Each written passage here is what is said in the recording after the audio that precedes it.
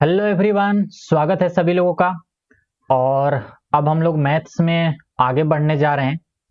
और आप लोगों को जानकर आश्चर्य होगा कि आज मैं आप लोगों को जोड़, घटाव, गुणा और भाग सिखाने वाला हूं। ठीक है, ये जरूरी भी है। अभी देखिएगा, अभी अभी मैं बहुत सारी चीजें इसमें बताऊंगा जो आप लोगों को पहले से नहीं आती होंगी, या आती होंगी तो आप लोग कंफर्टेबल नहीं होंगे। बात समझ में आ रही है ना? तो वैसी भी बहुत सारी चीजें मैं यहाँ पे अभी बताने वाला हूँ। चलिए, तो हम लोग अपने ब्लैक बोर्ड पे चलते हैं भाई। ये सवाल मुझे उम्मीद है कि आप लोगों ने कर लिया होगा, इसमें कोई प्रॉब्लम नहीं रही होगी किसी को। कमेंट करके हमें बताइएगा, या जो लोग लाइव क्लास में हैं वो हमें बताइएगा जरूर। अगर कोई दिक्कत होगी तो हम एक बार डिस्कस कर लेंगे लाइव क्लास में। ठीक है, ओके। तो हम लोगों को जो पढ़ना है आज, वो पढ़ना है कि जोड़, घटाव, गुणा, भागा, addition, subtraction, multiplication and division, ये हम लोगों को पढ़ना है। सोच रहे होंगे लोग, भैया ये क्या पढ़ा रहे हो आप? हम लोग कोई दूसरे और तीसरे क्लास के बच्चे तो हैं नहीं। देखिए, अभी बहुत सारी चीजें आएंगी इसमें। अच्छा, आप लोगों को मैं कहूं कि 5 + 4 कितना होता है? आप तुरंत कहोगे 9 होता है। मैं कहूं 13 + 11 कितना होता है? 13 + 11। आप लोग कहोगे कि 24 होता है। ये क्या आप हमसे करवा रहे हो? इतनी छोटी छोटी चीजें हमें क्यों पढ़ा रहे हो? ये 25 होता है। क्या बात समझ में आ रही है? मैं आप लोगों को कहूं 18 - 5 क्या होगा भाई? तो 18 - 5 13 होगा। मैं आप लोगों से कहूं कि 25 - 19 क्या होगा? आप कहोगे 25 - 19 6 होगा। मैं कहूं 27 - 27 कितना होगा? आप लोग कहोगे 0 होगा। ओके, गुड, बहुत अच्छे। मैं कहूं 5 - 18 कितना होगा? अब देखना, अब कई लोगों के दिमाग खिसके होंगे। अब कई लोग फटाक से आंसर नहीं दे पाए होंगे, मुझे मालूम है। कई लोग तुरंत नहीं सोच पाए होंगे, मुझे मालूम है, बहुत अच्छे से मुझे मालूम है।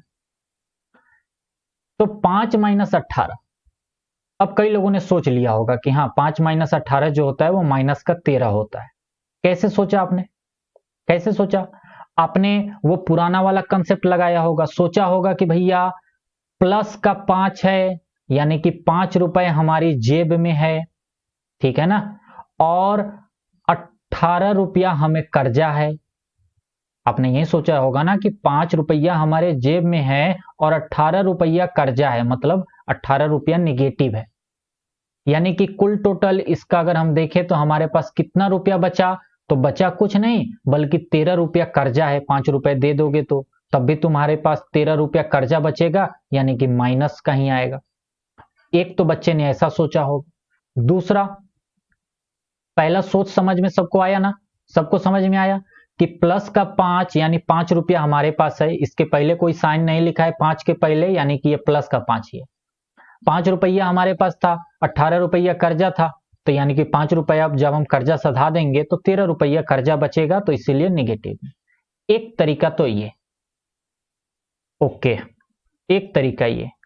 एक और देखिए, और कुछ लोगों ने सोचा होगा कि ये पहले लिखा है प्लस का 5 और माइनस का 18 को हम लिख सकते हैं प्लस का -18। देखो, हम प्लस लिख के और उसके बाद ब्रैकेट में -18 लिख सकते हैं, इसमें कोई दिक्कत नहीं होनी चाहिए किसी को। यानी कि अगर एक प्रकार से देखें तो हम कर क्या रहे हैं? हम कर रहे हैं 5 + -18, यानी 5 को और -18 को जोड़ रहे हैं। 5 को और -18 को क्या कर रहे हैं? हम जोड़ रहे हैं। तो 5 तो प्लस में है और 18 माइनस में है, तो 5 और -18 को जोड़ेंगे तो माइनस का 13 ही आएगा। ठीक है ना? वही बात फिर से आ गई कर्जा और हमारे पॉकेट में। ठीक है, ये चीज बच्चों को थोड़ी सी ज्यादा दिक्कत हो जाती है। यहां पे वो बच्चे 2 सेकंड का समय ले लेते हैं सोचने में। मुझे वहीं 2 सेकंड कम करना है। मुझे, जैसे आप यहां कंफर्टेबल होना कि 18 - 5 13, 5 + 4 9, मुझे आपको इसमें भी वैसे ही कंफर्टेबल कर देना है कि आप इसका भी आंसर फटाक से दे दो। तो इसका आंसर अब फटाक से आप दोगे कब? देखो मैं बताता हूं कैसे दोगे, सोचो। ये ऊपर कर देते हैं, देखो समझो बात को। ये 5 माइनस 18 जो लिखा है, इसको हम लोग ऐसे भी लिख सकते हैं, माइनस का 18 प्लस का 5। किसी को कोई दिक्कत नहीं होनी चाहिए, किसी को कोई दिक्कत नहीं होनी चाहिए इस बात में कि हमने निगेटिव वाला पहले लिख दिया, पॉजिटिव वाला बाद में लिख दिया, ठीक है ना। या ऐसे भी लिख सकते हैं, प्लस का 5 माइनस का 18। प्लस का 5, अगर यहां पे कोई साइन नहीं है तो हम प्लस का मानते हैं, वो हम लिखें या ना लिखें हमारी मर्जी है। क्या इतनी बात समझ में आ गई सभी लोगों को? तो इस चीज को हम लोग ऐसे भी लिख सकते हैं, प्लस का 5 और प्लस का माइनस 18। तो इसको भी ऐसे ब्रैकेट में डाल दो, यानी कि प्लस का 5 और माइनस का 18 हम आपस में जोड़ रहे हैं। बात समझ में आ रही है ना?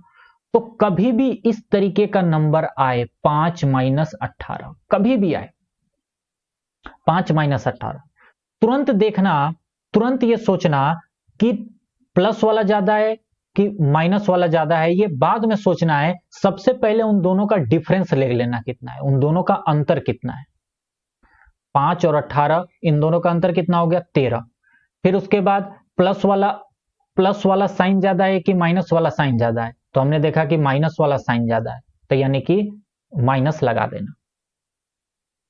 बस इतना काम करना होता है। देखो सोच वही है, कर्जा और हमारे पॉकेट में सोच वही है, बस करने का तरीका जो है ना अब थोड़ा सा फास्ट हो जाएगा। जैसे 5 माइनस 18, तुरंत दिमाग में कैलकुलेशन, अच्छा इसका जो अंतर आएगा वो 13 आएगा, और 18 से पहले निगेटिव है, 5 से प्लस, 5 के पहले प्लस है, तो यानी कि निगेटिव वाली नंबर ज्यादा है, यानी यहां भी निगेटिव आएगा और आंसर हो जाएगा माइनस का 13। इस तरीके से फटाक से सोच लेना। बात समझ में आ रही है ना? जैसे मैं कहूं 14 माइनस 18 कितना होगा, आपने फटाक से सोच लिया होगा -4, क्योंकि माइनस वाला वैल्यू ज्यादा है और इन दोनों का अंतर जो है, डिफरेंस जो है वो 4 आएगा। तो इस तरीके से आप सोचना, ये चीज पहली बात।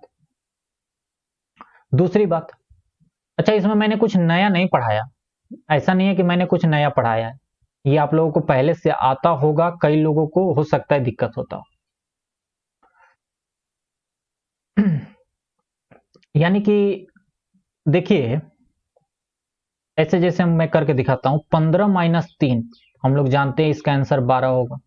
मैं कहूं 3 माइनस 15 क्या होगा, तो आप फटाक से कह दोगे क्या, 12 होगा, लेकिन अब माइनस का 12 होगा। समझ में आ रही है ना? मैं कहूं माइनस का 3 और प्लस का 15, माइनस का 3 और प्लस का 15, तुरंत वही काम करो, दोनों का डिफरेंस देखो, क्योंकि एक निगेटिव नंबर है ना, तो दोनों का डिफरेंस देखो, 12 आया। और क्या इसके पहले प्लस लगाएं कि माइनस? प्लस वाला ज्यादा है, 15 ज्यादा है, तो यानी प्लस ही रहेगा, ठीक है ना। माइनस का 15 प्लस का 3, अंतर कितना आया? 12। बड़ा वैल्यू कौन है? निगेटिव वाला, निगेटिव आंसर। इस तरीके से आपको सोचना है। हालांकि आप देखो तो ये दोनों सेम बातें लिखी हुई है, ये और ये सेम लिखा है, और ये भी सेम लिखा है, ठीक है ना। अरे 3 माइनस 15 लिखूं तो, या माइनस का 15 प्लस 3 लिखूं तो सेम बात है। यहां भी 15 माइनस 3 लिखूं तो, या माइनस का 3 प्लस का 15 लिखूं तो सेम बात है। तो बस ये बात ध्यान रखना कि अंतर देख लेना है, और उसके बाद उसके आगे का काम कर देना है। अच्छा कभी ऐसा आ जाए 0 माइनस 5 कितना होगा? 0 की कोई वैल्यू नहीं है तो 0 हट जाएगा, -5 ही आंसर होगा इसका। कभी ऐसा आ जाए माइनस का 5 प्लस का 0, इसकी वैल्यू -5, ये दोनों भी सेम लिखे, बस हमने प्लस वाले को बाद में लिख दिया, माइनस वाले को पहले लिख दिया। एक बहुत बड़ी कंफ्यूजन बच्चों में होती है कि 0 से पहले हम प्लस लगाएं कि 0 से पहले हम माइनस लगाएं। मतलब 0 से पहले हमें प्लस लगाना चाहिए कि 0 से पहले हमें माइनस लगाना चाहिए, इसका क्या मतलब है? कभी लाइव क्लास में आप जुड़िएगा, लाइव क्लास में कभी इस पर हम लोग चर्चा करेंगे। इसको मैं थोड़ा सा और, एक साइंटिस्ट ने इसके बारे में एक बहुत अच्छी बात कही थी, वो कह के मैं आप लोगों को समझाऊंगा। चलिए, मतलब एक एक चीज देख रहे हैं आप यहां पे एक नोट करने वाली बात है, बहुत इंपॉर्टेंट बात है। हम लोग एक चीज यहां पे देख रहे हैं कि घटाव यानी कि माइनस करना यानी कि सब्सट्रैक्शन करना एक प्रकार का जोड़ ही होता है। अगर देखा जाए तो जो घटाव होता है ना, माइनस करने वाला जो हम लोग काम कर रहे हैं, घटाव एक प्रकार का जोड़ ही है, एक प्रकार से का जोड़ ही है। जोड़ यानी कि प्लस। जैसे मैंने ये बात कैसे कह दी, देखो मैंने ये बात कैसे कह दी भाई, ये एक प्रकार का जोड़ है। जैसे मान के चलिए हमें 25 में से 5 घटाना है, तो हम क्या कर रहे हैं, हम 25 को जोड़ ही तो रहे हैं -5 से।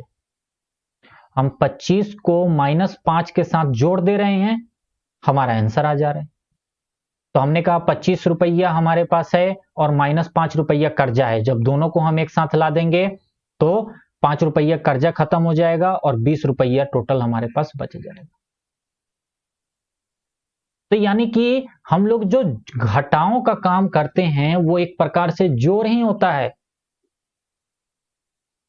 तो क्या घटाओं का कंसेप्ट हटा दें, सिर्फ जोड़ ही जोड़ करें क्या? नहीं, घटाओं का कंसेप्ट भी इंपॉर्टेंट है, लेकिन ये बात ध्यान रखना कि जो हम लोग घटाओं करते हैं, जो हम लोग एक संख्या से दूसरी संख्या को घटाते हैं, वो एक तरह का जोड़ ही होता है। ये जैसे आप बड़े होंगे ना, थोड़ी सी अपर क्लासेस में जाएंगे, तो मैंने जो कहा अभी, ये बात आपको आगे थोड़ा सा ज्यादा समझ में आएगी। अब आइए थोड़ा गुणा और भाग के बारे में बात कर लेते हैं। गुणा और भाग, गुणा और भाग के बारे में बात कर लेते हैं। कोई संख्या ले लेते हैं और उसी में हम लोग गुणा और भाग करेंगे। जैसे मैंने कहा 5 गुना 3, आप फटाक से कहोगे 15। मैंने कहा 12 गुने 6, आप कहोगे 72। ओके। मैंने कहा -5 गुना 3, आप कहोगे -15 आंसर होगा। अच्छा, मैंने कहा -12 गुने 6, आप कहोगे -72 आंसर होगा। बिल्कुल सही बात है। मैंने कहा 5 गुने -3, आप कहोगे -15 आंसर होगा। मैं कहूं 12 गुने -6, आप कहोगे -72 आंसर होगा। ओके। अब मैंने कहा -5 गुने -3, आप कहोगे +15 होगा, यानी कि हम सिर्फ 15 भी लिख सकते हैं। मैं कहूं कि -12 गुने -6, ठीक है ना, -12 गुने -6, आप कहोगे कि +72 होगा, यानी कि सिर्फ 72 भी लिख सकते हैं। ये क्या हुआ, कैसे साइन चेंज हुआ? यहां पे साइन चेंज कैसे होता है भाई साहब, कि अगर हम प्लस वाले को गुना कर रहे हैं प्लस वाले से, कौन छोटा है कौन बड़ा है हमें मतलब नहीं है। अगर दोनों संख्या प्लस प्लस है तो आंसर भी हमेशा प्लस में आएगा। और अगर दोनों संख्या निगेटिव है, दोनों संख्या निगेटिव है और उसको हम गुना कर रहे हैं, तो भी आंसर हमेशा प्लस में आएगा। दो संख्या का गुना करेंगे, अगर दोनों संख्या सेम होंगी, या तो प्लस प्लस हो या माइनस माइनस हो, तो आंसर हमेशा प्लस में आएगा। और अगर दो संख्या हैं जिनका साइन अलग अलग है, मतलब एक प्लस में है एक माइनस में, जैसे यहां देखिए, यहां पहला वाला निगेटिव है, पहला वाला क्या है, निगेटिव है, और दूसरा वाला प्लस में है। दूसरा वाला क्या है, पहला वाला निगेटिव और दूसरा वाला पॉजिटिव, यानी कि निगेटिव और पॉजिटिव अगर हम ले लेंगे तो इसका जो गुना आएगा वो निगेटिव आएगा, और जब पॉजिटिव गुना निगेटिव करेंगे तो भी आंसर निगेटिव में आएगा। तो ये बहुत इंपॉर्टेंट बात है, ध्यान रखिएगा। कई बच्चे इसी में कंफ्यूज हो जाते हैं कि हम ये करते हैं तो साइन ये आता है, ये ज्यादा झंझट की बातें याद नहीं रखनी। सेम साइन है, प्लस है, दोनों प्लस हैं तो प्लस आंसर आएगा, मतलब कि पॉजिटिव आंसर आएगा। और अगर दोनों निगेटिव हैं, दोनों माइनस माइनस वाले हैं, दोनों निगेटिव हैं, तो भी आंसर पॉजिटिव आएगा। और अगर एक प्लस का है एक माइनस का है, एक पॉजिटिव है एक निगेटिव है, तो आंसर निगेटिव ही आएगा। बस इतनी सी बात याद रखनी है, बात खत्म। भाग, अगर हम लोग भाग की बात करें तो जैसे देखिए एक एग्जाम्पल ले लेते हैं यहां पे। जैसे मैं कहूं 20/4, आप कहोगे आंसर इसका 5 होगा। ठीक है भैया, 20/4 का आंसर 5 होगा। मैं कहूं माइनस का 20/4, आप कहोगे इसका आंसर माइनस का 5 होगा। बिल्कुल सही बात है। मैं कहूं 20/-4, आप कहोगे कि इसका भी आंसर माइनस का 5 होगा। ठीक है। मैं कहूं माइनस का 20/-4, आप कहोगे कि इसका आंसर प्लस का 5 होगा, यानी कि 5। यहां भी सेम गुना जैसा ही काम हुआ। अब देखिए, हमने ऊपर पॉजिटिव लिया और नीचे पॉजिटिव लिया, ऊपर प्लस लिया नीचे प्लस लिया, तो हमारा आंसर भी प्लस में आया। ऊपर हमने निगेटिव लिया और नीचे हमने पॉजिटिव लिया, तो हमारा आंसर निगेटिव आ गया। ऊपर हमने पॉजिटिव लिया नीचे निगेटिव लिया, तो हमारा आंसर निगेटिव आ गया। और ऊपर भी निगेटिव और नीचे भी निगेटिव, तो हमारा आंसर पॉजिटिव आ गया। कहने का मतलब यह है कि अगर सेम साइन होगा ऊपर नीचे, ऊपर भी प्लस नीचे भी प्लस, या ऊपर निगेटिव नीचे भी निगेटिव, तो आंसर हमेशा पॉजिटिव आएगा। और अगर अपोजिट हुआ, जैसे ऊपर प्लस में है नीचे माइनस में है, या नीचे प्लस में है ऊपर प्लस माइनस में है, तो आंसर निगेटिव आएगा। जैसे कि ये आया और ये आया। क्या बात समझ में आ रही है? सभी लोगों को ये बात समझ में आ रही? ठीक है।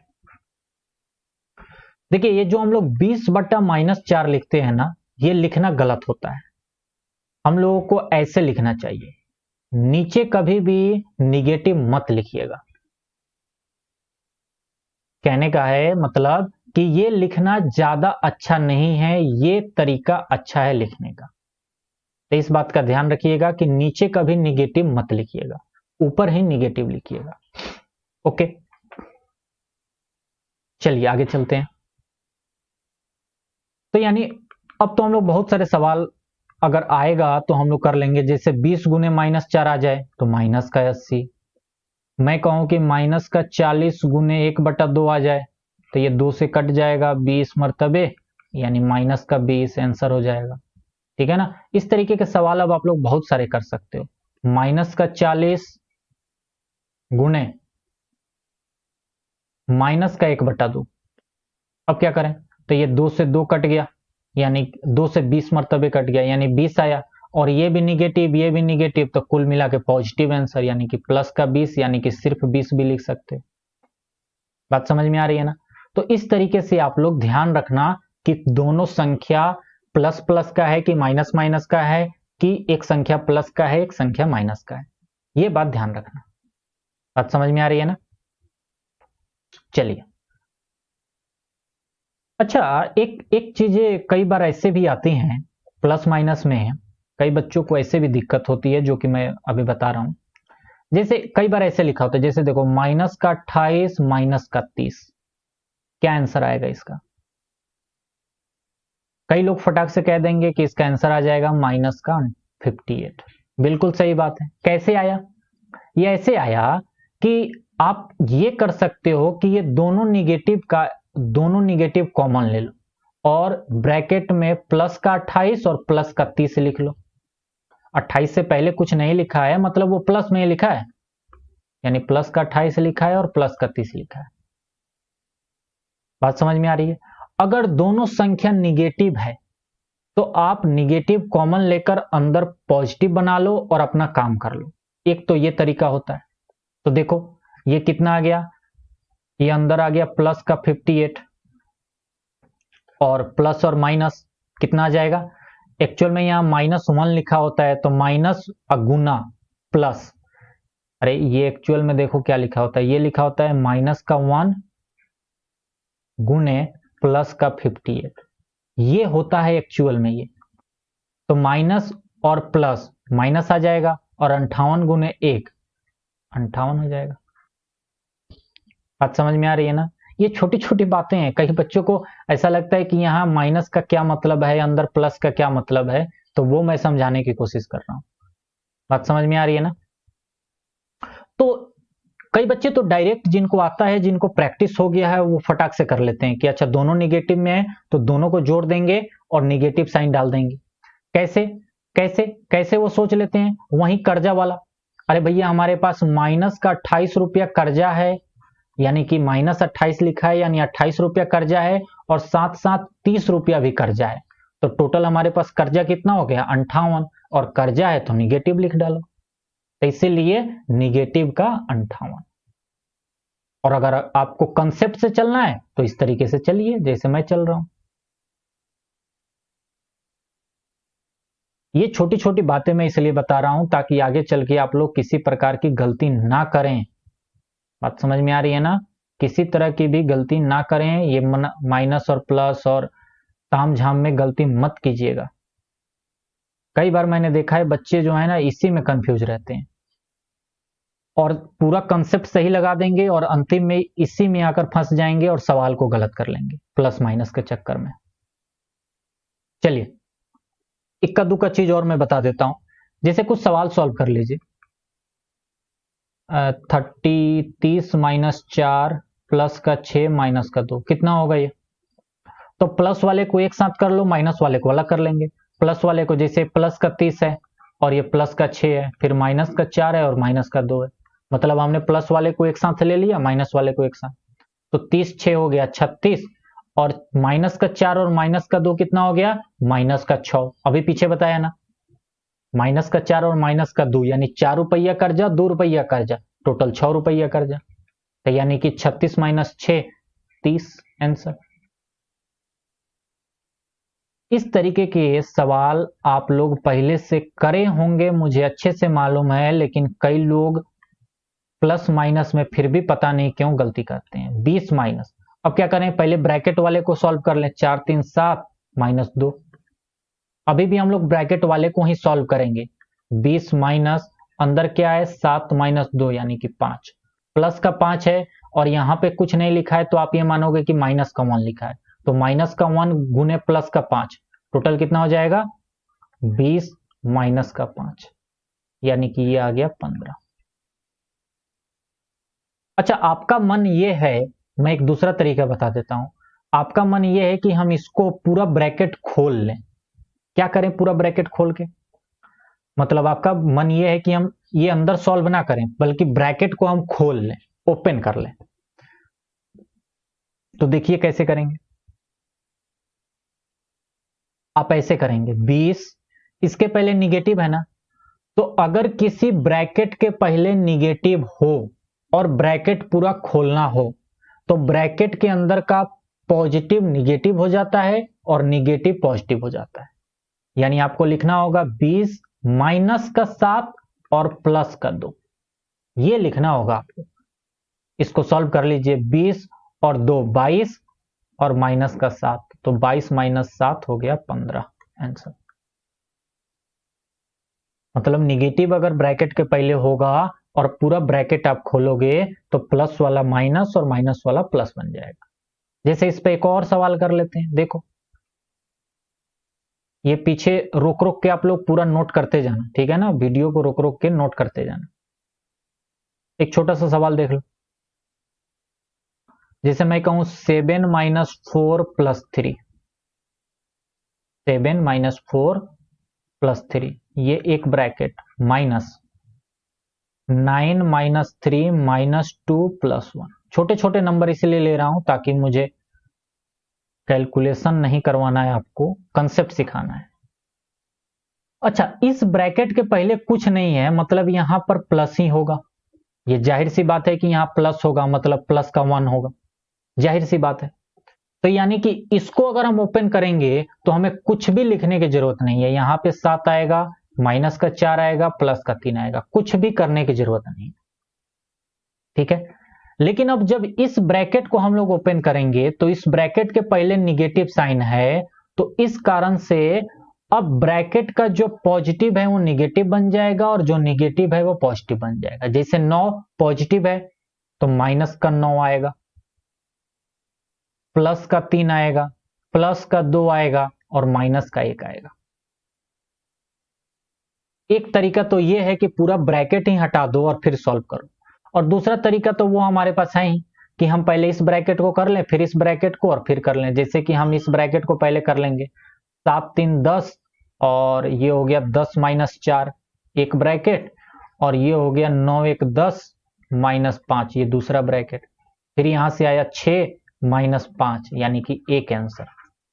और एक है कि ब्रैकेट को खोलो, तो ब्रैकेट को खोलोगे तो प्लस का माइनस और माइनस का प्लस हो जाएगा अगर ब्रैकेट के पहले निगेटिव साइन हो तो देखो पूरा प्लस वाला कितना है, 7 3 10 और 3 और 2 यानी कि कुल टोटल 15 प्लस का है, और माइनस वाला कितना है, तो 9 4 13 और 1 14, माइनस का 14 यानी 15 माइनस 14 हो गया 1। तो ये भी कंसेप्ट ध्यान रखना कि ब्रैकेट के पहले अगर निगेटिव है तो ब्रैकेट खोलने पर ब्रैकेट के अंदर अगर पॉजिटिव नंबर है तो निगेटिव हो जाएगा और निगेटिव नंबर है तो पॉजिटिव हो जाएगा।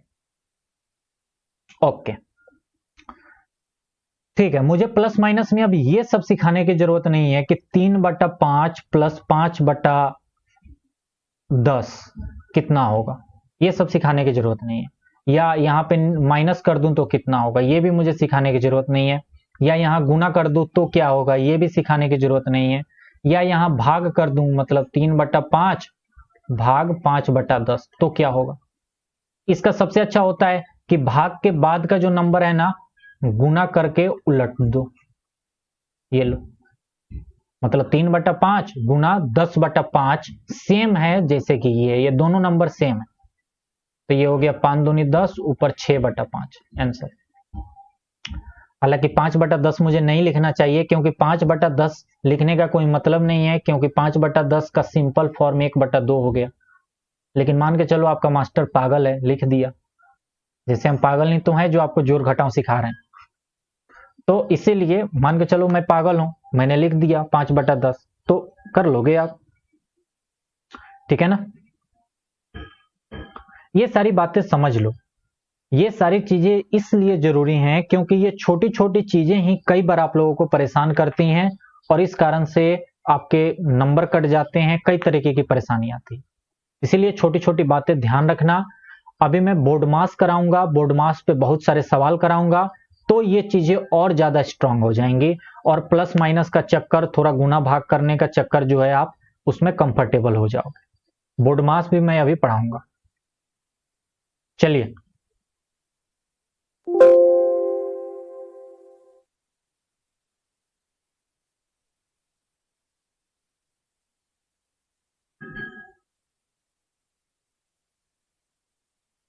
ठीक है, तो अब हम लोग नेक्स्ट क्लास में मिलेंगे और नेक्स्ट क्लास में मैं सोच रहा हूं कि आप लोगों को एलसीएम और एचसीएफ में पढ़ाऊं।